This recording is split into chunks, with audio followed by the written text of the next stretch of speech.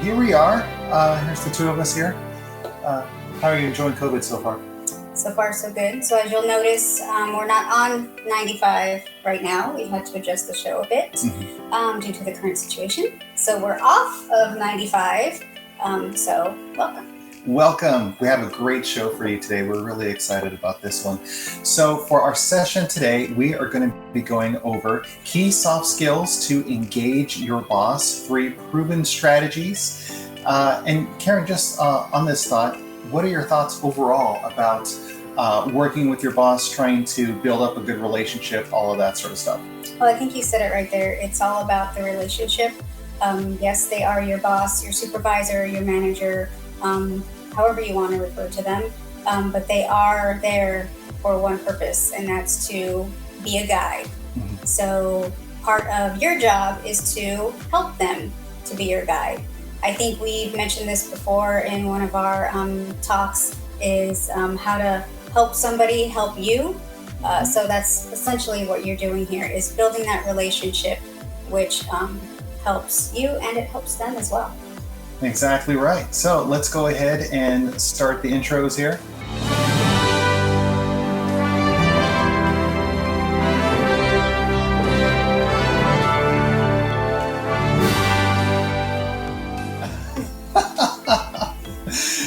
So again, our stream today, we're talking about key soft skills to engage your boss. Let's go ahead and jump into all of that stuff now.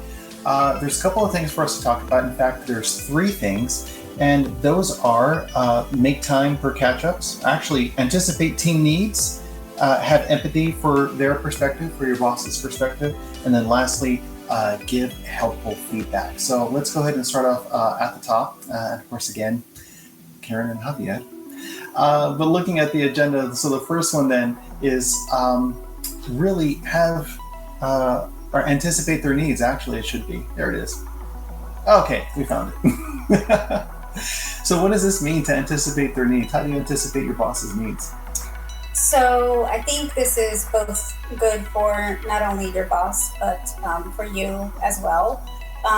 So essentially anticipating your team needs, which we're not all mind readers, unfortunately. Right. I think it's about communication. So that's what anticipate means. It means building that relationship by communicating to them not only about work and tasks that they're assigned, but also making sure that you know what's going on in their day-to-day life. I know sometimes it can be difficult, but if you build that relationship, sometimes you can notice subtle hints that might help you not only anticipate your team as a whole, but let's say an individual.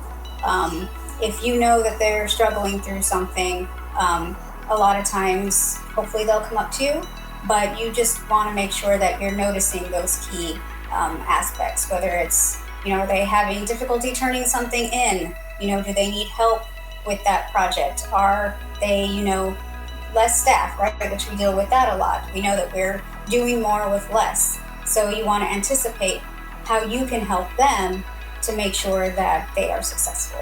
No, absolutely. Because your supervisors, your leaders, they're responsible for the well-being of the whole team. So if you're trying to help provide information about what's going on with the team, that could only in turn help them, help us just a little bit more.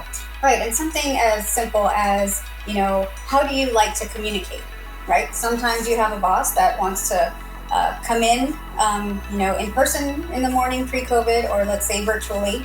They want to come into the office and they're ready to start chatting up right away.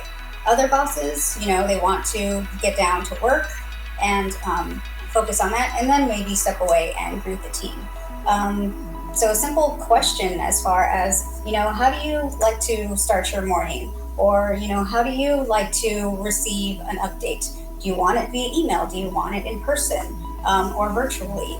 How do you want to receive that? So just not only anticipating, but you're learning. So you're learning about them, learning about how they like to communicate, and just how they like to receive information, I think is one of the key things.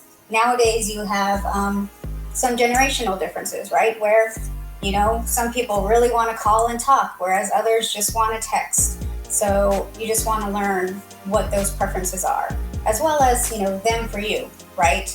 So you can just start speaking the same language. Yeah, absolutely. Speaking the same language. And I love the idea about you asking them, what is it that works best for you? It gives them the opportunity to think it through, but also it gives them the chance to build a relationship with you as well. Right. And how nice that you're actually showing some interest and care about what's good for them.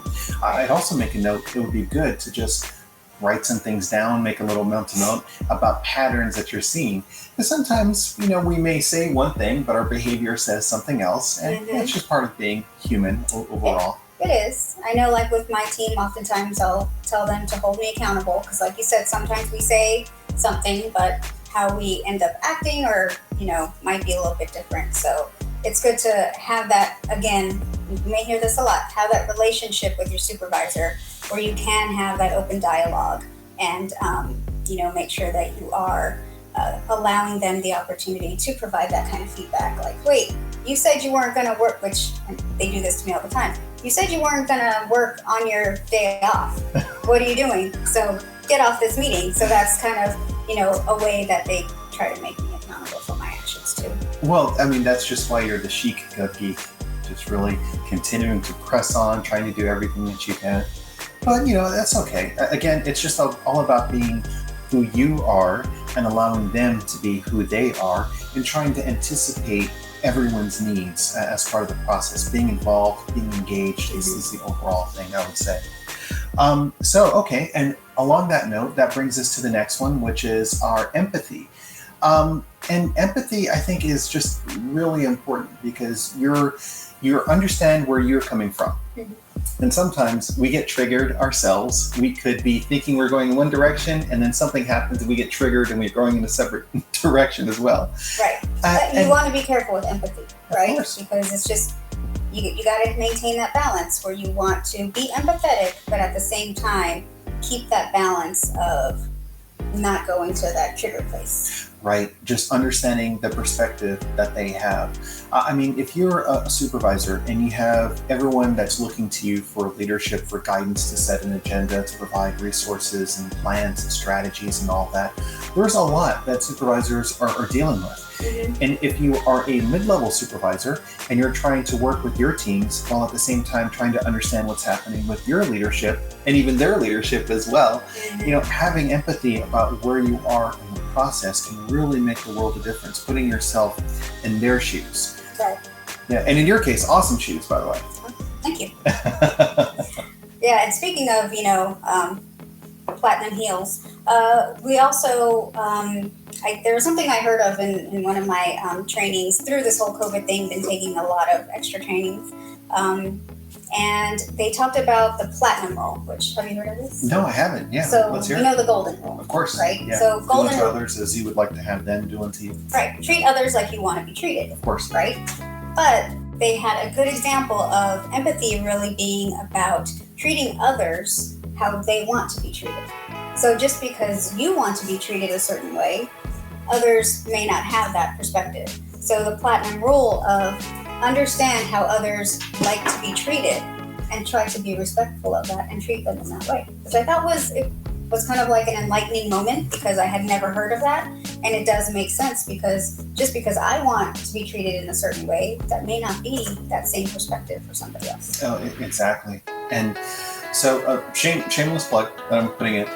Recently, I earned my Myers-Briggs Type Indicator Assessment certification. So the Gov Geeks can now offer MBTI, which is a really, really great assessment. And one of the things that I was learning through that whole process, of course, we've both taken the MBTI a couple of times before, but in the training program, one of the neat things was just trying to understand how you yourself interact with others. So if you could understand what are some of the triggers that perhaps you have, what are the preferences that you have. For instance, I am a very big extrovert, and Karen. Shocker. Shocker. You've mentioned a time or two about being a great introvert as well. And there are some things where I would like to talk things through, but that doesn't necessarily mean that you want to talk things through. You have your own way of processing information, coming to your conclusions. And so if we allow each other our space, it's a little easier to work together. And it's the same thing in teams. Right. Yeah. Absolutely. So what are the challenges that you've seen when a person is trying to work with someone, but unfortunately, they're just not on the same wavelength? What kind of happens to teamwork and collaboration when that happens?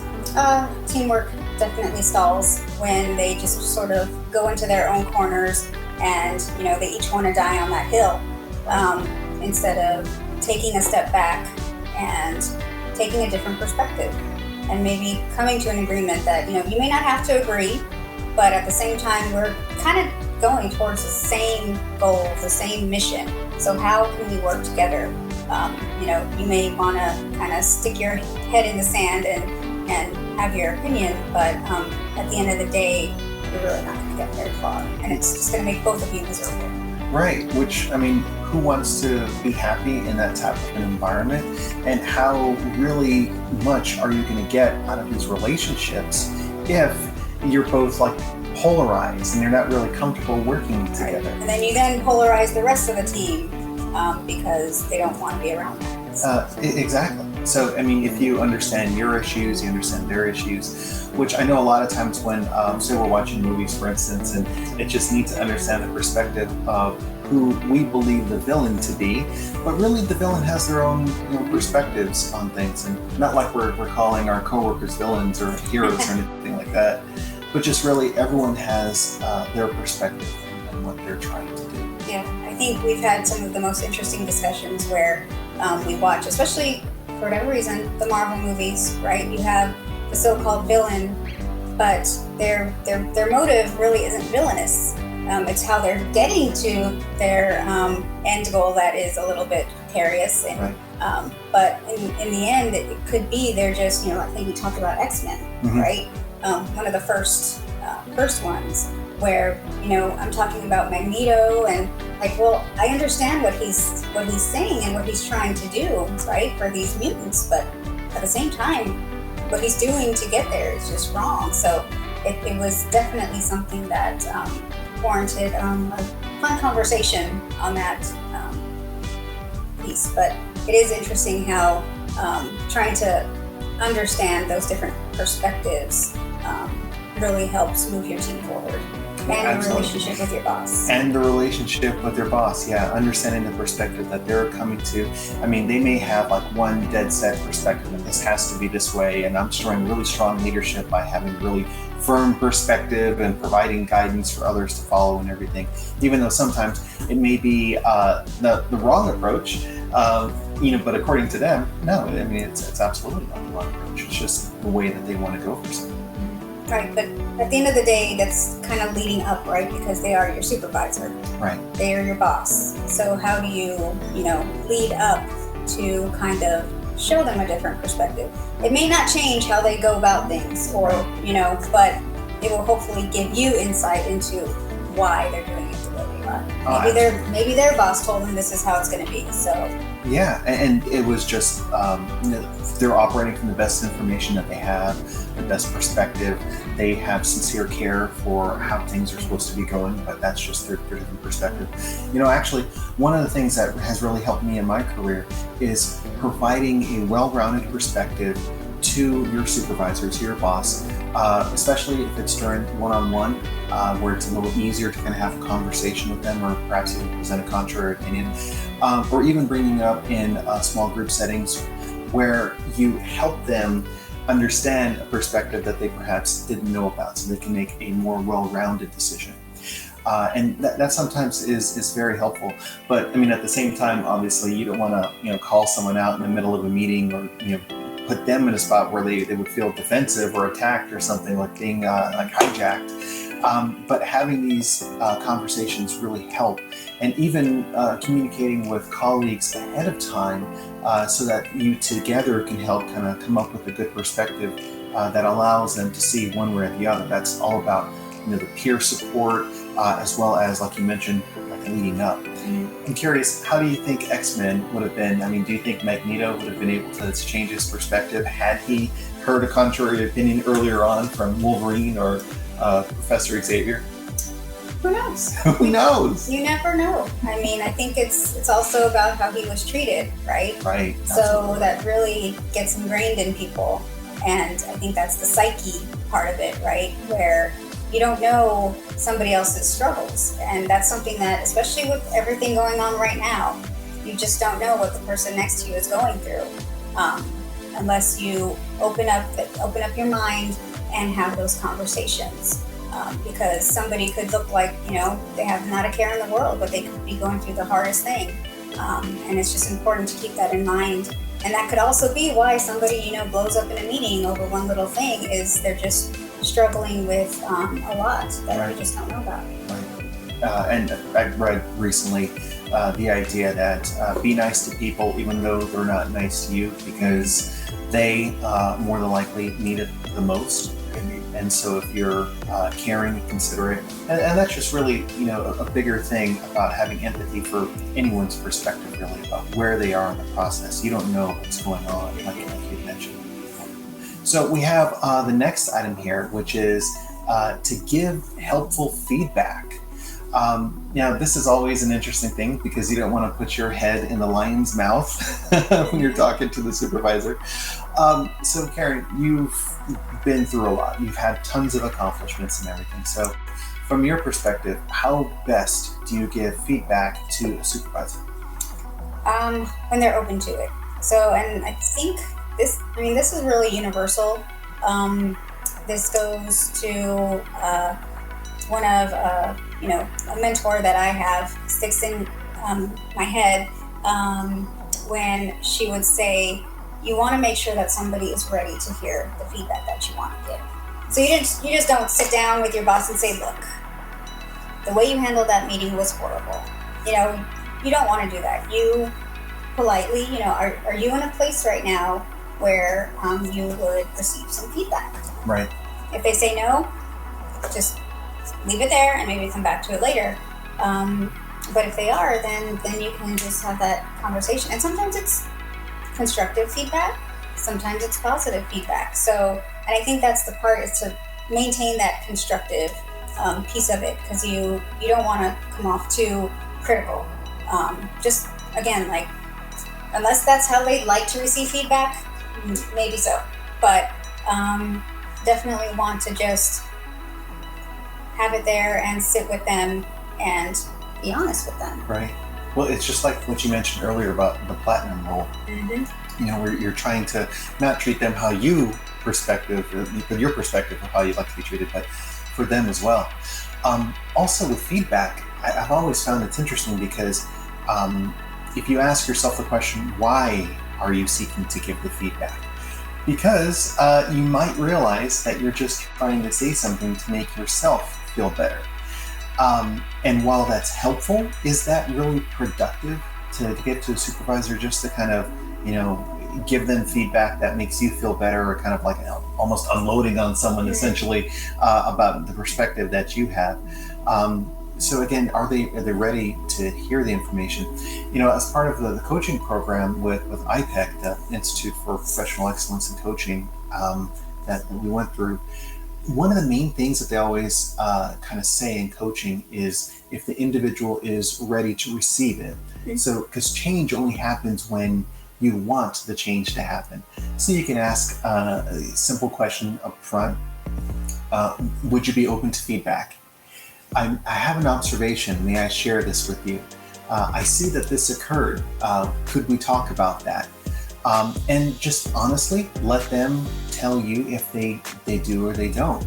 Maybe it's something for a bigger conversation. Mm-hmm. Maybe it's something that would allow them to kind of like process the information and then come back to the conversation when they're ready.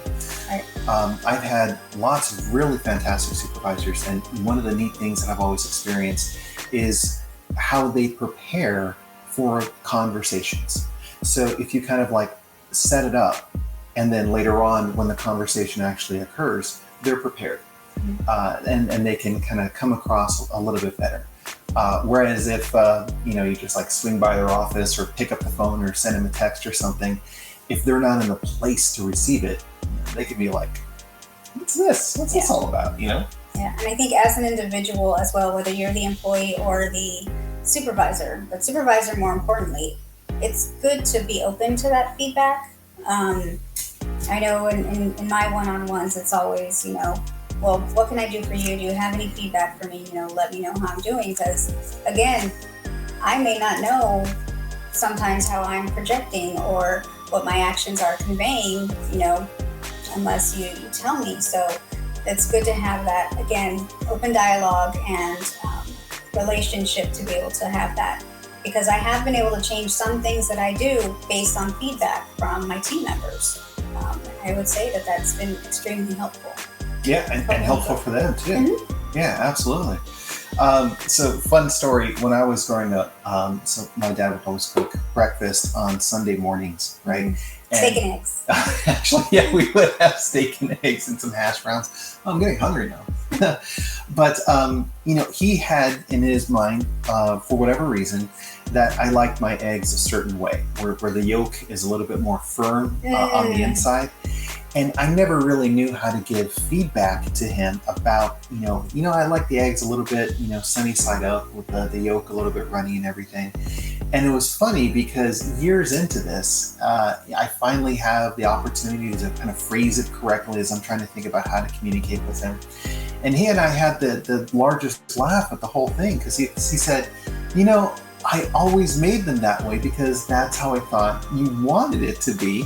But you never really told me otherwise, so that's why I just, kept making it that way. Right, and going to the platinum roll, I bet you he made it for you like that because that's the way he liked it. Yeah. Because remember when I tried to make him eggs, I made it the runny way, and he's like, it's got to be cooked more. I was like, oh, you like it nice and cooked. Okay. Well, your cooking is delicious no matter what. Yes, but see, it's good to know, right? Absolutely. Then you knew how he enjoyed his eggs. He knew how you enjoyed it. Yeah. So. Because really, at the end of the day, the reason why he was putting all of that effort was because he wanted me to be happy about the eggs the way that I liked them. Mm-hmm. And by me not telling him or providing helpful feedback, that just took away from all of the efforts that he had made. And same thing for supervisors. I mean, you go about trying to design engagement strategies and different ways of interacting, and let's have team buildings, or let's try this, let's try that. And if those things just really aren't what you're comfortable with, and a person is going above and beyond, so from one perspective, they're like, I don't know what's going on. I try to do all these things. I think they like this. I think they like that. But I'm just not getting all that engagement. They're not happy. Mm-hmm. And then on the other side, the employees and staff are thinking, why are they dragging me to this again? Don't they know I don't like that? Why can't they understand? Well, yeah. Having a good conversation and good feedback is really helpful. Yeah, it is. So we have just about 5 minutes left. Wanted to let everyone know some more information about what we're doing here with the Gov Geeks. So we actually have a fantastic program that Karen and I put together for resume development. We've had tons of questions about, how do I format? How do I design something? And, can we have any additional resources? So this is actually a free program that we put together. All you have to do is go to our website, thegovgeeks.com. And from there, you can go ahead and sign up for our community. And we send you an automatic email that has the link for you to go to a special page on our website to look at the information. It's a good 30-minute video, lots of solid information. There are templates on there as well. There are tons of links. Karen, from your perspective, when we were recording that, what do you think is one of the neat things that kind of stands out in your mind about the type of helpful tips and tricks and strategies or materials that people would get? To be honest, I didn't realize that information that we had would be valuable to people. But I guess it is. But even as simple as the layout of your resume, something as simple as that, especially comparing the government resume to the private resume, I think was something that a lot of people seem to get a lot of value out of. Not to mention just how to structure it in a way that is effective. Yeah, definitely. And in the structure, because a lot of times we craft our resumes, and I say we because I'm part of this as well, but just as the process goes and you kind of learn to change, it's always good to ensure that you are demonstrating the value to the organization. I mean, the person reading the resume should have a good sense in their mind of how hiring this individual is going to help them get the work that they need to get done. right? So very helpful strategies. So we're really excited to announce that. Also, I wanted to tease a little bit of information. We are putting together a Gov Geek challenge. It's a 14-day challenge that we're going to be releasing some more information out here within the next week or two. Basically, good strategies for resume development, for career fulfillment, making sure that you're choosing the right job series for really what you're interested in. Looking at strategies as to once you get into that one position, how do you then move on in your career? And this isn't just like entry level, but it also works great for mid-level and executives as well. And then we even do interview work as well. So we'll help people feel a little bit more confident and comfortable with interview strategies and all of that stuff. Yeah. So we're kind of towards the end of all of this stuff.